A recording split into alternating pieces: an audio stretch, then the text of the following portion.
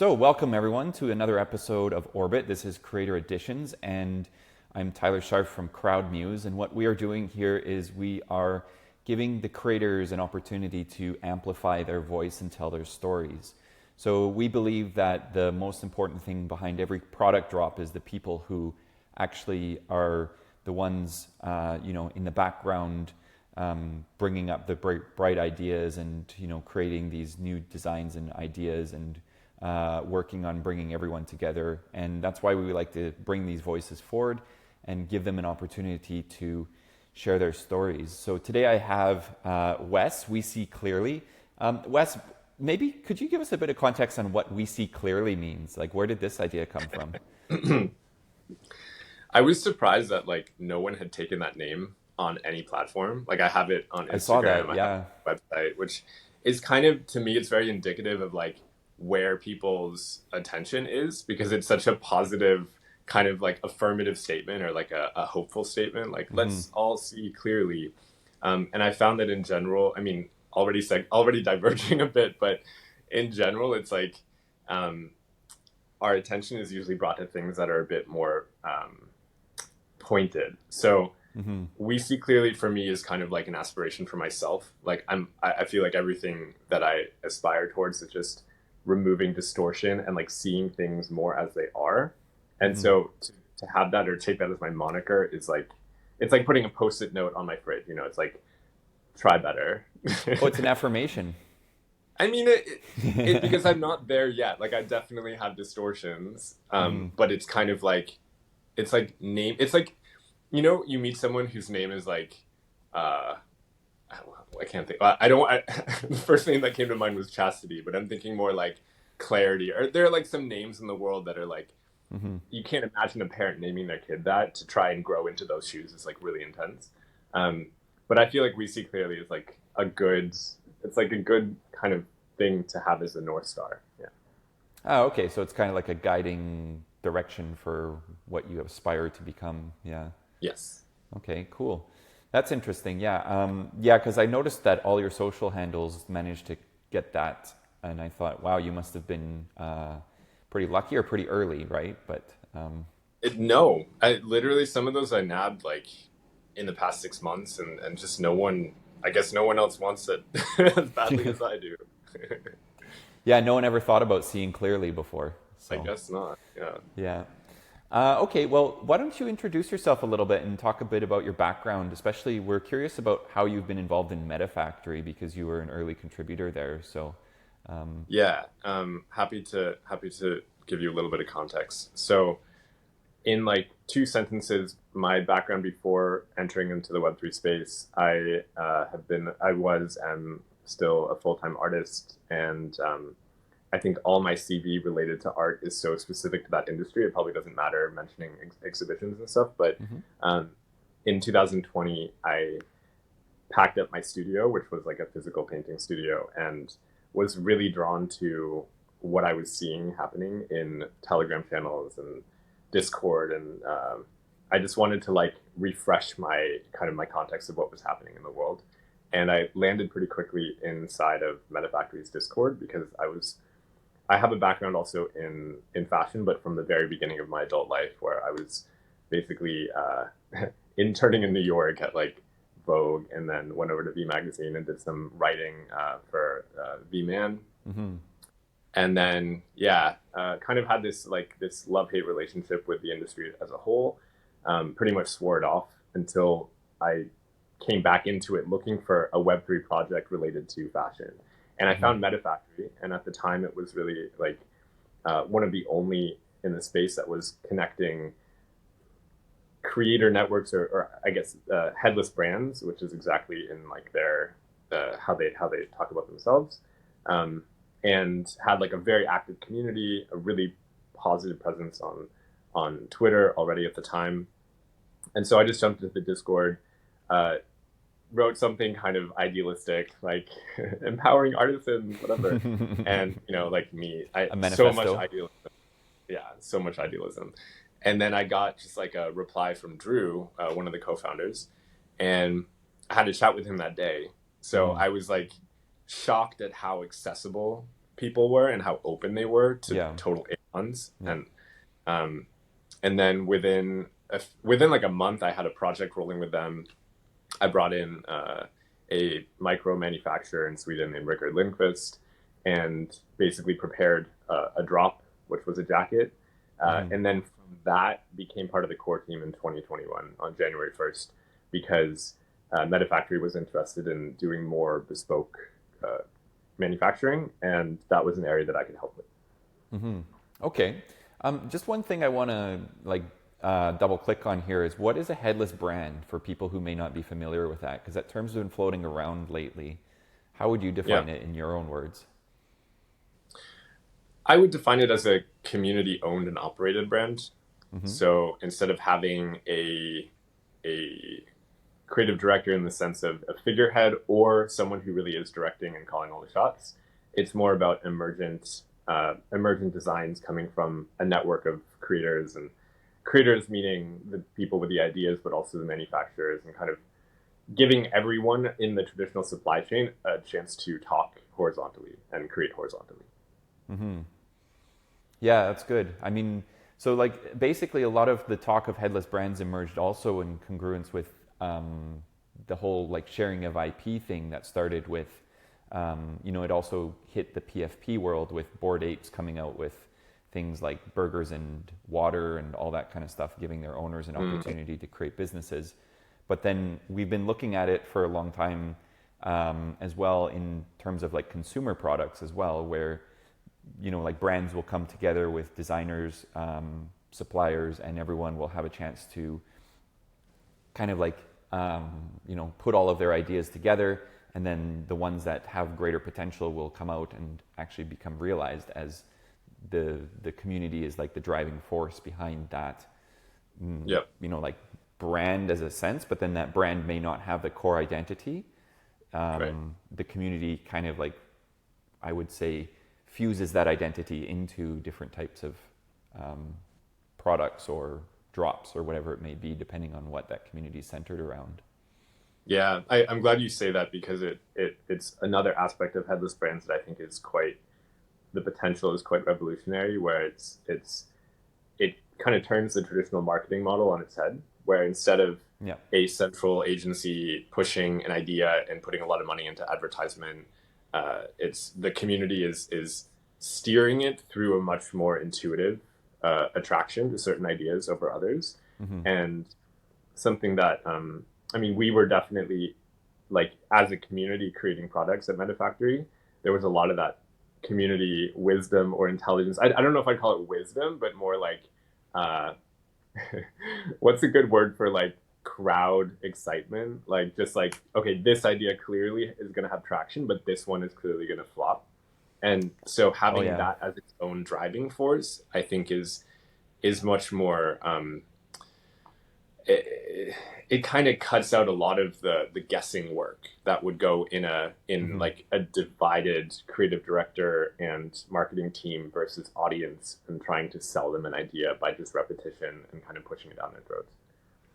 Yeah, it's kind of the talk of the zeitgeist, right? Where the community brings the spirit of the time into the creations, which is a Exactly. multiplayer narrative, right? So Yeah, yeah, exactly. yeah. So it would be nice to kind of segue a bit into IP in this sense because intellectual property is very closely related to this. And let's just start with a broad overview of like how would you define IP first of all in the traditional fashion industry, and then we're gonna kind of connect it back into the concept of Metafactory and headless brands and stuff. So, how would you define Sure. IP?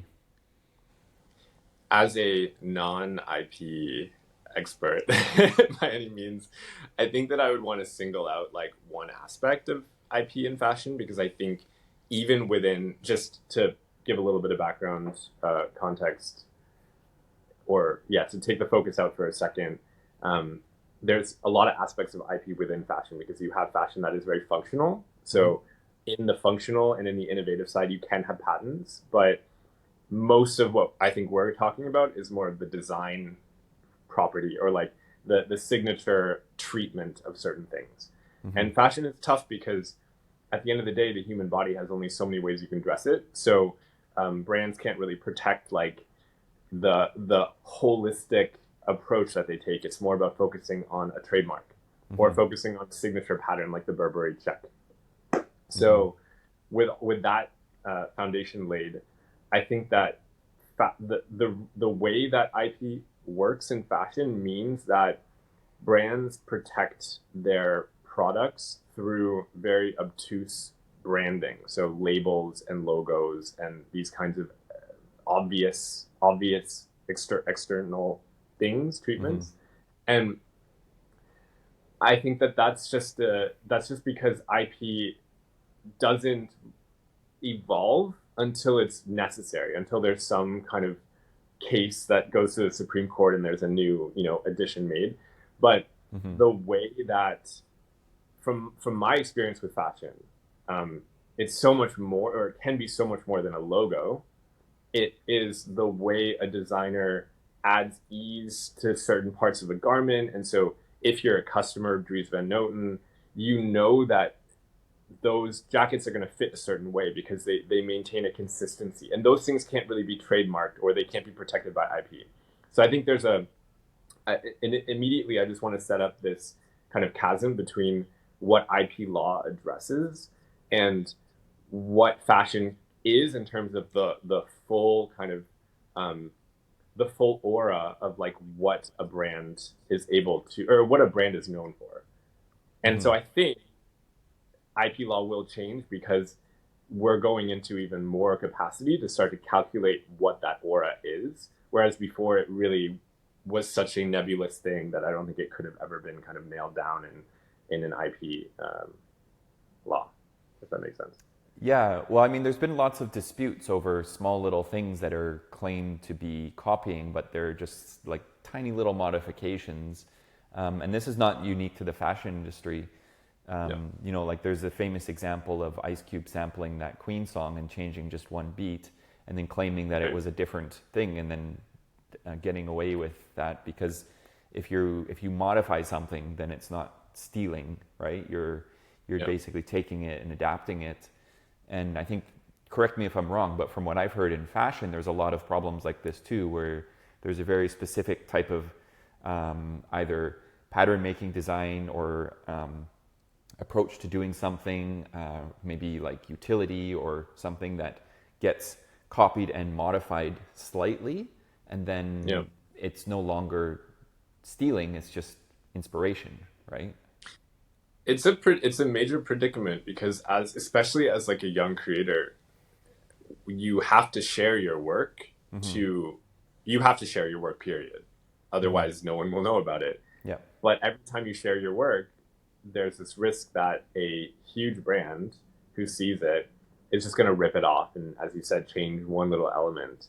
And because the bigger brands have the capital to be hyper informed and to be able to implement the granularity of these IP laws, or enforce them, just say it more easily, then they're always going to have an advantage. So I do think there's a lot of extraction from young creators, and yet I don't see sharing stopping. I don't see there being a general reticence to share. So it's a strange thing. It's many mixed incentives, which I think is a huge problem in every industry. Is mixed incentives. I see in your Twitter you have some like examples of how these patterns or design concepts have been ripped off by large brands, right? Like you've documented some of these. Yeah, I did. There's like a a definite kind of like troll critic inside of me that I've tried to kind of Someone's got to do it, yeah. But in general, like, I mean, it's so tough because I see both sides of it. Like, I think as a creator, as like an individual creator, I know how much of what I do is influenced by things that came before. That all of us are standing on the shoulders of giants. And those giants are sometimes, they're like our collective history as humans that have moved all over the globe, but also you can trace things very specifically to cultures, geographies, time periods. So I think we're opening Pandora's box when we really try and put ownership or timestamps to certain designs. However, I think that's what big brains are for. And even though like opening the can of worms on AI, maybe we don't want to do that. I do think that that one aspect of being able to crunch just more and more information is that hopefully we can start to see that we are all tapping into a shared collective bank of ideas. And as remixers, it's like how much of that should be owned and how much of that can we just accept as like uh, all of our property to play with, you know? Mm-hmm. So, like you yourself as a designer, do you tend to be super protective, or do you share your IP, or like are you a bit in between, and like how do you find a balance there? So um, when I first started making, just speaking on the clothing side, because with my art, it's like, yeah, I don't even want to go into that. But with the clothing side, I started my like fashion design journey uh, learning from the patterns of Richard Lindquist, who has put all of his proprietary work, and it really is like quite different than the way other patterns are designed. He put that out there as basically open source ever since I first found it, which was in 2016. So I haven't had the issue of like everything that I've been influenced by in terms of that is already out there for anyone else to be influenced by. And now that I'm working on launching my own kind of capsule project within the fashion space, um, for me, I think my like unique selling point is that I am a fabric collector, and the fabrics that I use, and also the way like all the things from the thread to the fabrics to the fact that I'm sewing everything here, it like has my signature all through it. So, and I don't really, I maybe I haven't really thought past a certain point of scale, but for the time being, like uh, I know every product that I've touched. And so I don't really have a worry of things being ripped off because they're not ripping off what is meaningful to me. At the end of the day, if I'm putting out a jacket, which is basically going to be my like my one item that I'm going to iterate on, I'm not the inventor of jackets, so why would I try and protect that? But it's more about the compositional aspect of like mixing these fabrics and these color things that I know I can't protect and I don't think should be protected. I think for me the interesting part is how can I track the influence? Like how can I see who has been influenced by this and have that ping back to me? Because at the end of the day, I really like this idea that like artwork or creative expression, the more that it gains traction or the more mimetic it is, the more value gets returned back. And right now, that might be more of a felt or like non uh, monetized or non metricized value. But maybe at some point there are ways to show that, and it could also be something that's not like a money value, but something that becomes kind of a parallel currency or parallel whatever.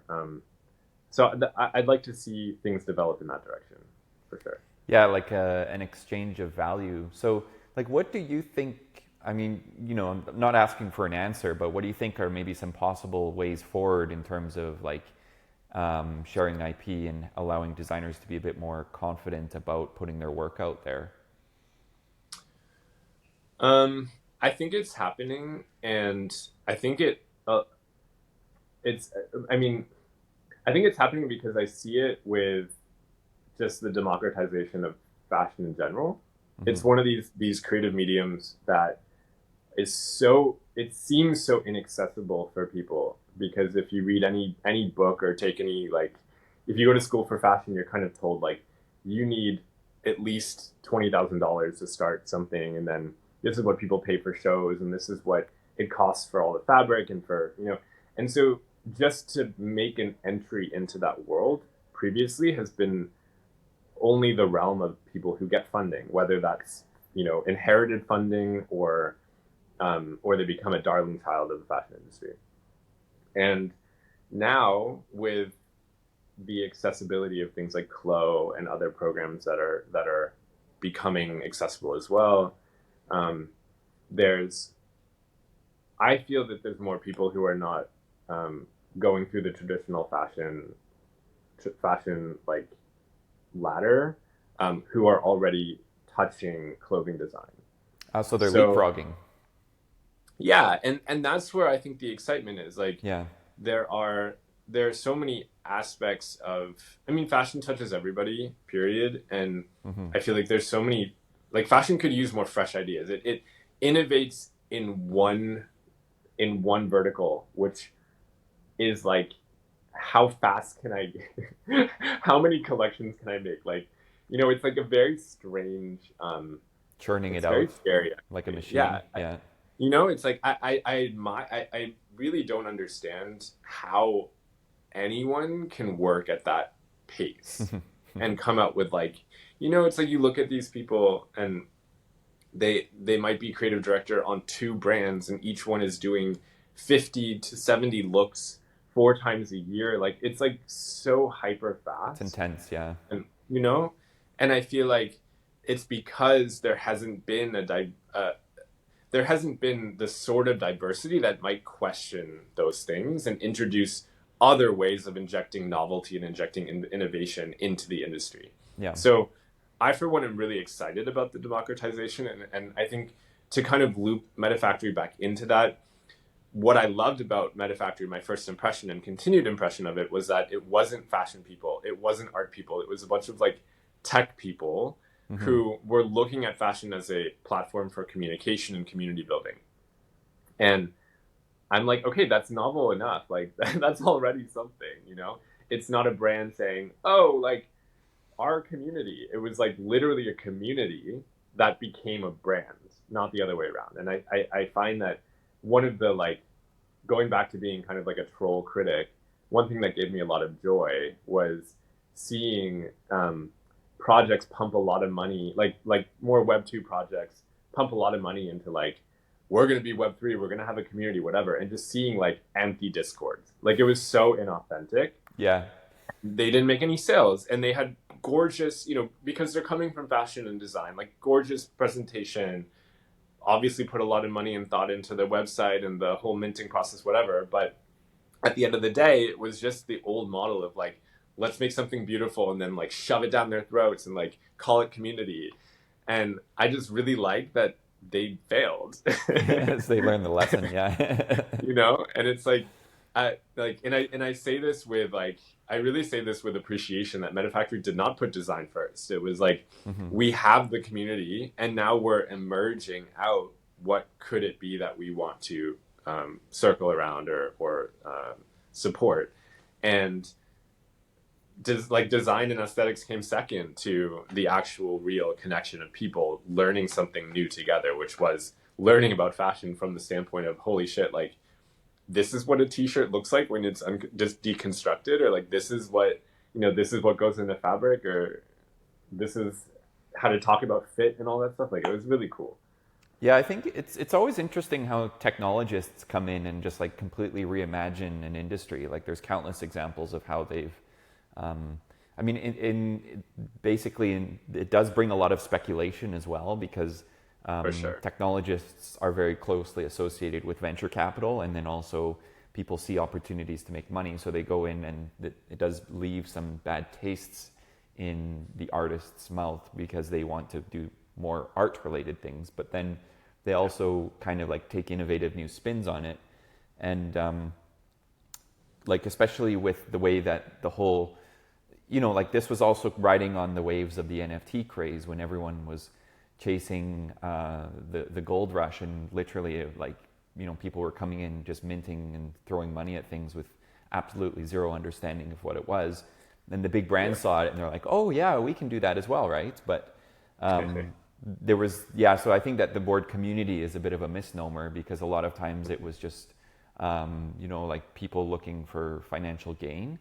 But then what actually emerged very interestingly is these grassroots communities, like what Metafactory is, where people kind of came together and saw that they could apply novel mechanisms using some tooling that blockchain is enabling for coordination or for better organization or for better like compensation.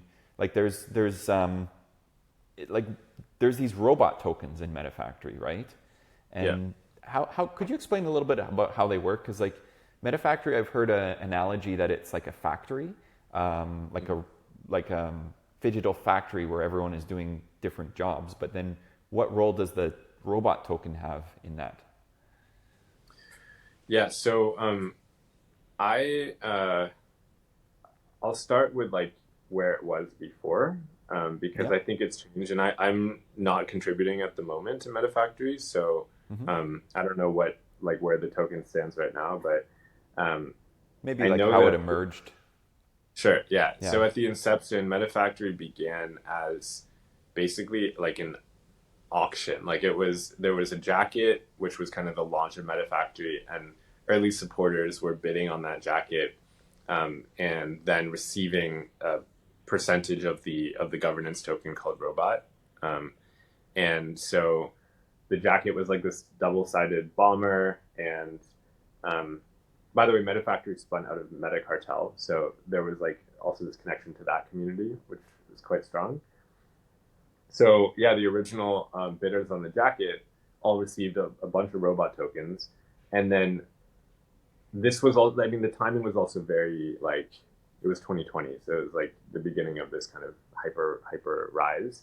Um, but from the very beginning, we had a spreadsheet of like hitting certain sales milestones and distributing robot token to everyone who purchased Metafactory products, and that amount or that ratio lowered as we hit certain sales milestones, and that was kind of a mathematical projection of like what the value of the token might be and how much we want to distribute, how much we want to keep in the DAO. We had like buyback plans and stuff, so it was a bit of a uh, a governance token, and it was kind of a way to circulate value within the community and also bring people into Metafactory by having. We never announced. I mean, maybe at some point on the website we did say like you receive tokens from buying stuff, but it was kind of this like unspoken thing. So it became a surprise when people a couple of months after buying something, we just had this claimable amount of robot tokens, and I think that was a really powerful dynamic as like a non advertised kind of gift of like participating early in this experiment. And we also used Robot to kind of track contribution within the core team and within the working groups.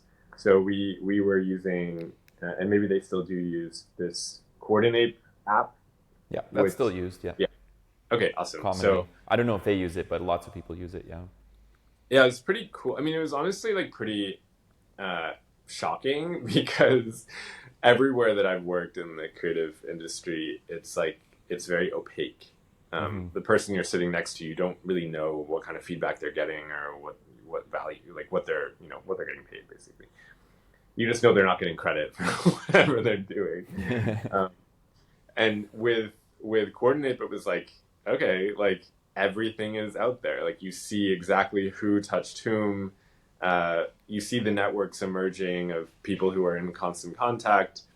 There's feedback. I don't think the feedback was public, but like everyone that you send the give token to, it's like you can attach feedback to that, and then you see, and then publicly you can see basically how much people are giving to each other. So Yeah. it was like putting everything on the table, and I found that to be it actually brought up my own fear of being seen in that way, which I think is a healthy thing to get over, because I do think just in general, a lot of what stops progress and stops like going in the right direction is that we have our own constructs and our own complexes that like get in the way of moving into a more transparent and open value share. Um, so yeah, we basically would do these epochs of like give token and then relate that to a robot value, and then that was published to the whole community. So transparent financials. Robot token was also a way to have certain community members have more access to like more and more kind of of the control, like the control of how where the DAO was going. So obviously voting rights when you had more robot, but then there was also tiers within the Discord of like headbots and alpha bots, and at the highest level, which was headbot at like having 1,000 robot tokens, that was where you literally were part of the financial decision making. So you saw everything that was happening in and out of, payments and. So you had to hold a certain amount of tokens in order to reach a certain rank within the Discord. So, Yeah. like, maybe just in case there's anyone who's not very familiar with the way that this mechanism works, I'm just going to simplify it a little bit. Maybe correct me if I'm wrong. So, like, an individual would come in, and if they wanted to be a contributor, then they could start volunteering their services. Like, this is basically how a DAO works, like a decentralized autonomous organization. You say, I really resonate with what you guys are doing here, I want to help out. Then they do certain tasks or fulfill certain roles, and then once they reach those milestones or achieve those goals, they receive some tokens, right? And Exactly. those tokens they can either sell or they can hold on to. And if they sell it, then they can just take it out as US dollars or Ethereum or whatever they want. But if they hold on to it, then once they have higher numbers of those tokens, then they can receive. So this is unique to Metafactory. I mean, well, lots of other Discords would be using things like this as well. But Right. it's just the model that Metafactory is using is what I mean, where they would have like certain ranks of roles where those who hold more of the tokens have greater decision-making authority. Is that right? Exactly. Yep. Yeah. Yep. Okay. And how did that work, like coordination-wise? Did it go smoothly? Were there any hiccups? Because these things they're pretty novel mechanisms, right? Like we're all quite new. I'd say probably we're only a few years into experimenting with these things, Yep. like as a whole, just like not just Metafactory, but like people in general. And how was your experience with this with Metafactory? I would say, so one of the reason that I was there is because there was this total mobility that if you had something to contribute, like even if you didn't hold tokens or you didn't buy the products, you could earn tokens and then kind of become part of that coordination or that creative cyclone. Yeah. I think that, and I think the good side of that is like, it was diversity generating. There was a lot of diversity in that sense. I think the friction point is that like without when you have a bunch of people who are in different time zones and coming from different backgrounds and you don't really know everything that they're capable of, there was a lot of time spent on like discovery of each other. Mm-hmm. And that was like very much rooted in the complexities of relationships. People have different communication styles, and if you don't share time and space with them, and or history, it's like there's so much time goes into just trying to learn how to communicate. And when you're also trying to launch products, it definitely, I think everything took more time than it needed to. And I think there was across the entire DAO space, there was this kind of idealistic beginning of like emergent and coordination and technologically assisted coordination, all this stuff. And I wouldn't want to lose those aspects because that is the novelty that I think really deserves more attention and development and thought and implementation and experience. But the downside is a lot of DAOs, when that failed or when it was just such a investment in time sink, they moved back to this model of like, okay, we actually do need to be centralized. We do need to like have accountability. Yeah. And so I see both sides of the coin, and I think accountability is like a really, really important word because a lot of people contribute and then they disappear. And if there's no accountability, then all the time spent on developing those relationships and all the potential things that those people are in charge of, like, maybe they wrote a newsletter for 1 month or they had access to logins and stuff. Like it was so chaotic trying to keep abreast of who was there. Yeah. And at the end, it was really just a few core team members who stayed on and became more and more of like, okay, well, we'll just have the logins shared among us and not immediately be so open with everything.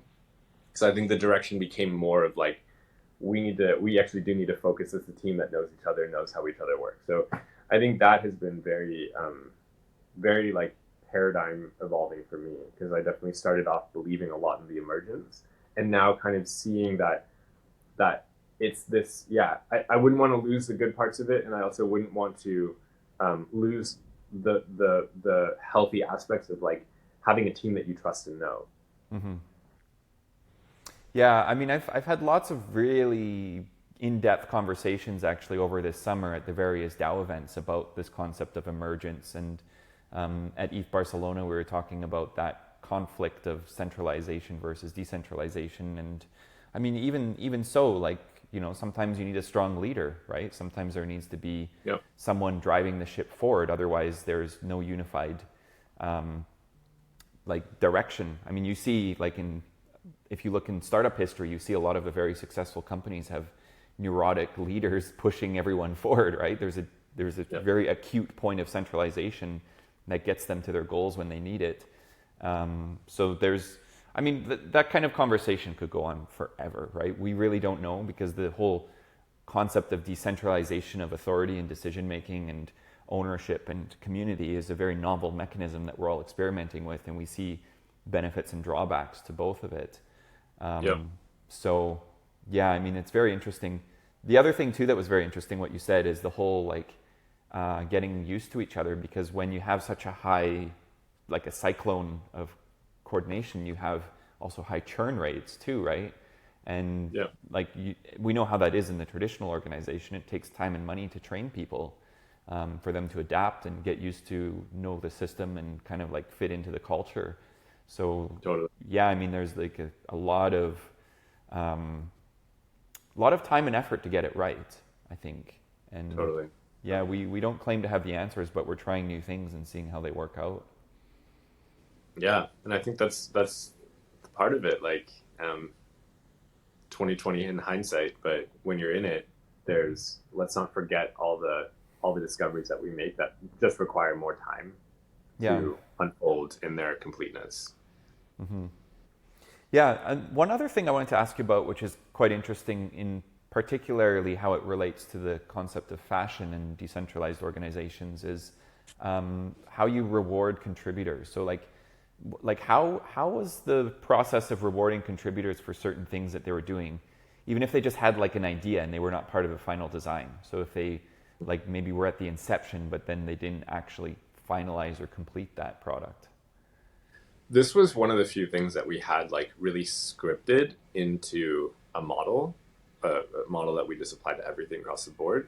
And that was if a brand, most of Metafactory's products were other projects kind of lending their brand IP to something. And if they got really devolved in the design process or not, we basically, okay, so to break it down, if an external project in Metafactory, let's call it a brand, they received 30%, no, sorry, 70% of the robot token distribution. So every product was sold for basically crypto or fiat.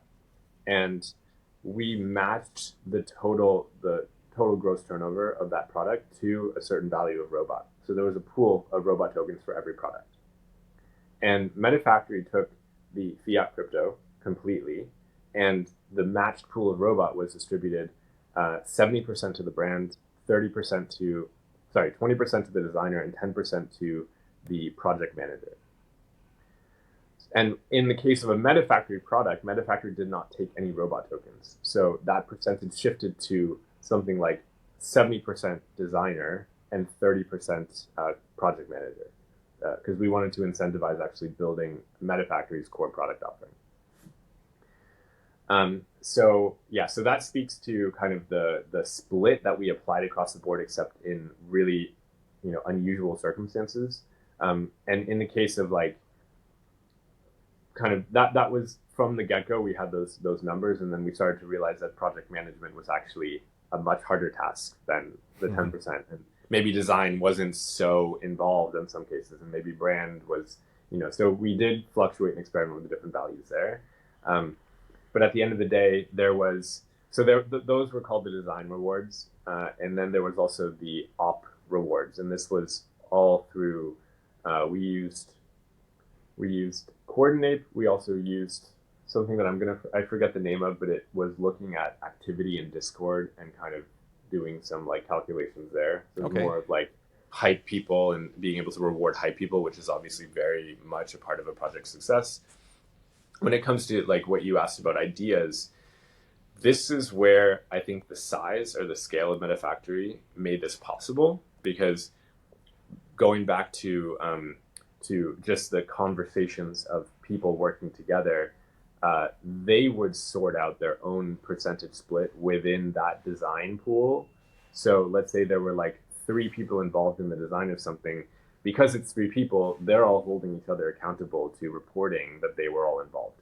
So Metafactory didn't really have to oversee that. We just had channels, dedicated channels for every project within the Discord, so like threads or channels. Mm-hmm. And if the person with the idea was, talking with the person who designed designed from their idea, then they would just negotiate their own split, and then we would just program that into that product's distribution.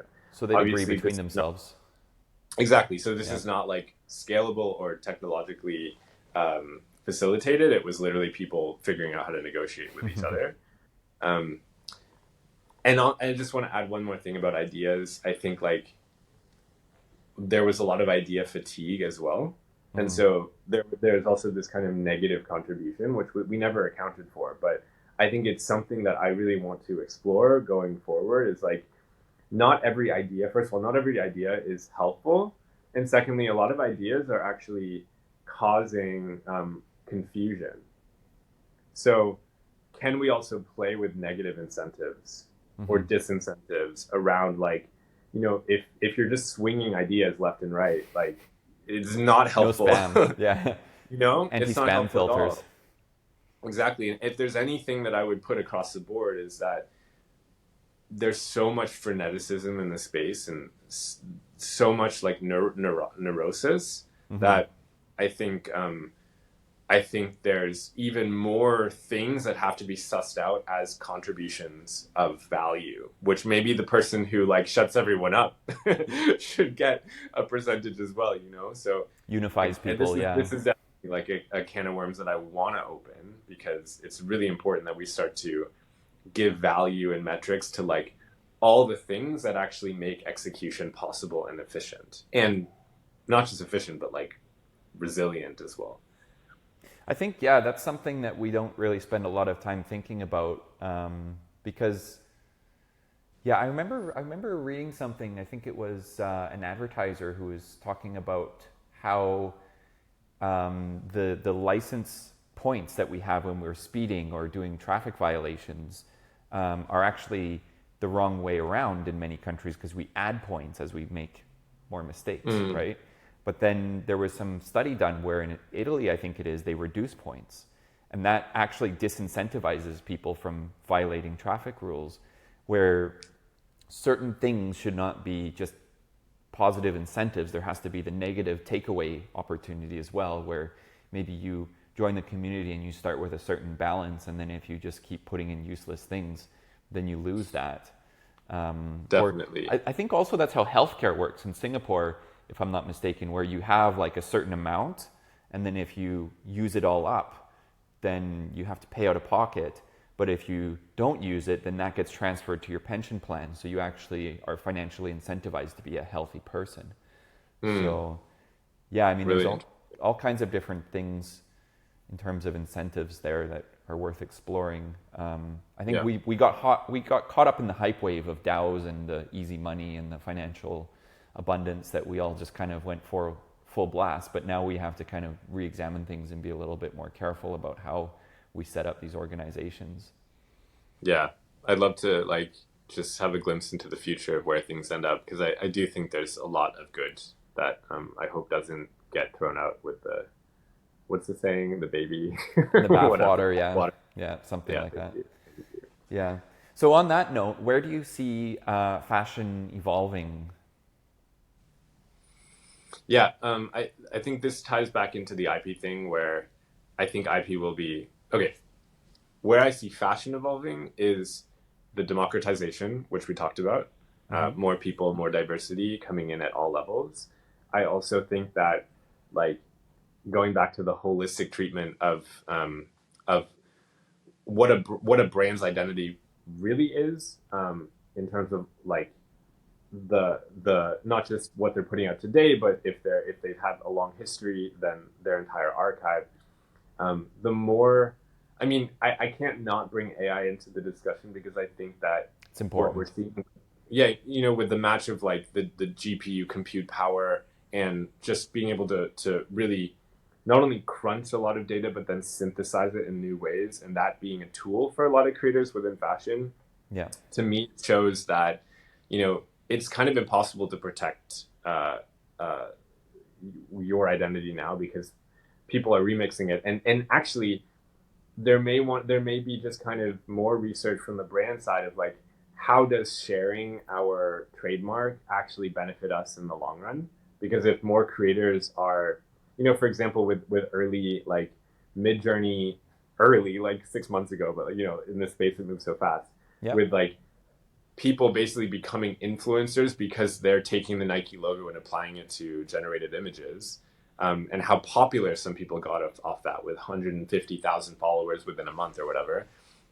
Like, at the end of the day, if that can be a talent feed or a talent stream to these big brands where they recognize, okay, this person's really an innovator, and we didn't outright lash at them being like, don't use the Nike logo. Like, they kind of let that run. Mm-hmm. And I think that it's a really good way to find kind of the new talents that are emerging. So benefit for the brand.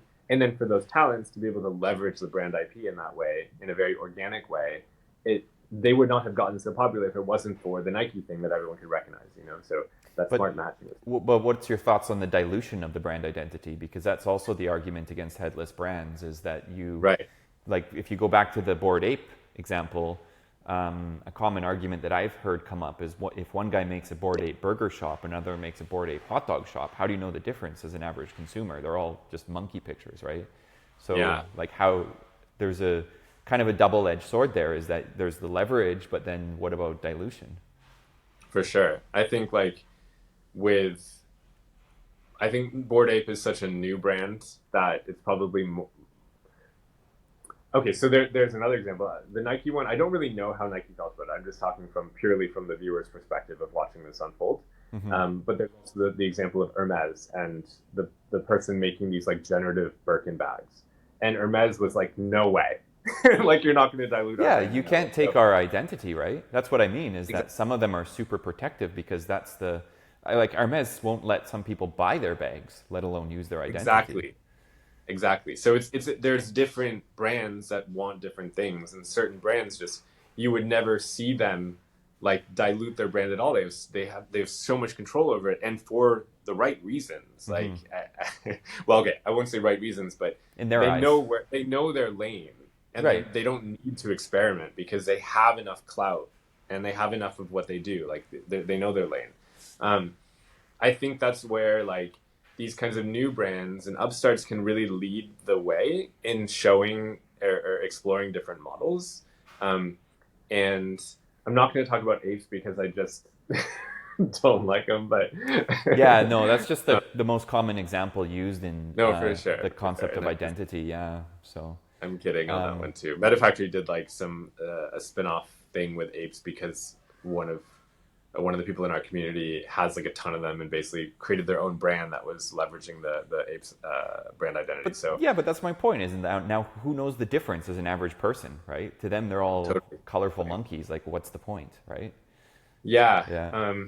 I think like one thing that I don't know how far off we are, but in terms of um, again the place where traditional brands stand. So let's take like a house that's been around for a century or longer, like Louis Vuitton, or maybe something more designy like Balenciaga. Yeah. Um, their archives are not in the public domain.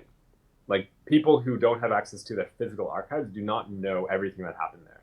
So I think that in a world where of so many portfolios that are on websites and such have just been like taken and put into these generative models, those companies may actually, or those design houses may actually have a real leg if they can leverage their own history and archives to kind of create models that are licensable. And if those models can be tuned well enough that they generate content that Balenciaga is happy with, then I think there's a whole nother economic structure around fashion of licensing, whether it's a design house or whether it's a creative direction. Like, your taste profile becomes something that you can license out. And I think that that's definitely in the cards for the future. Yeah. There's a part of me that is like, I always want there to be a chance for the underling or the new upshoot to be able to come into the market. And fashion is notoriously one of the most dominated by the top 10 heavy players. It's like 98% of, like, I won't use numbers because I don't really know, but it's pretty bad. It's like the fashion conglomerates basically own the fashion industry, and so it's really only if they want you up there that you'll join. And I think, like, It's exclusive. how does so, like, how does the person without any archives, without like any of the kind of leverage points that these other brands have, how can they play in this new space? And that's where, yeah, I don't know. I mean, for myself, I never want to forget that a lot of it will come down to people exploring outside of their narrow focus.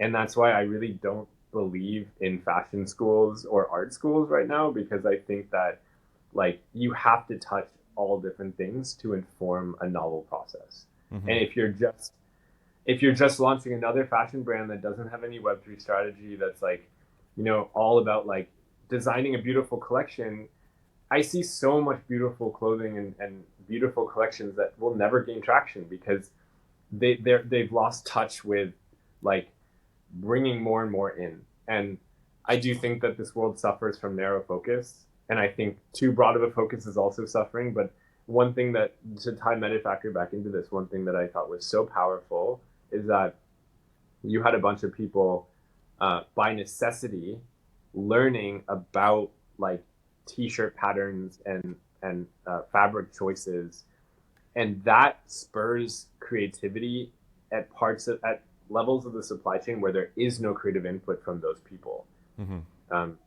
And, like, within a year, you had people who didn't even know that t-shirts were sewn by humans. They thought the whole thing was robot made, like, already talking about zero waste design and like sourcing cotton from, so I think that this kind of education by curiosity is, like, super important. And I just hope that more parts of fashion, I hope that more people just come in and actually touch a sewing machine, because that's where, like, you can start to bring in new things. A concrete example is that for Metafactory, we got an embroidery machine, and, like, there were so many, you have millions of people going to these on-demand embroiderers just asking for the same embroidery, like, oh, we'll do another logo, oh, whatever. When you actually touch a machine and you see the capabilities, that's when you can actually make a creative decision about something novel that's going to be eye-catching. And if you never touch a machine, you're always just going to be limited by what you know as the capability of that machine. So, which for most people is literally an SVG file, Same with screen printing. There's so many more things that can be done than just, like, printing a solid opaque color on top of a t-shirt.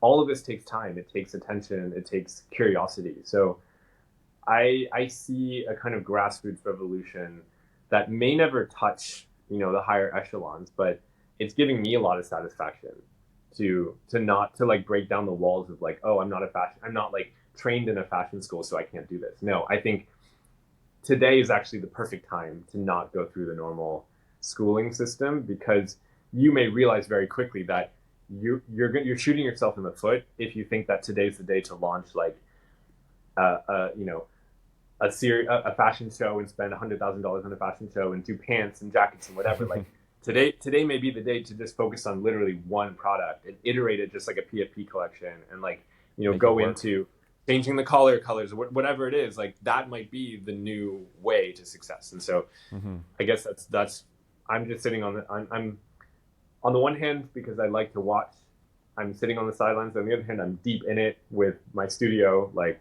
Yeah. Maybe I'll just pick this up and you can see that I'm literally, it's such a mess and I'll be embarrassed, but Oh no, that's like creativity.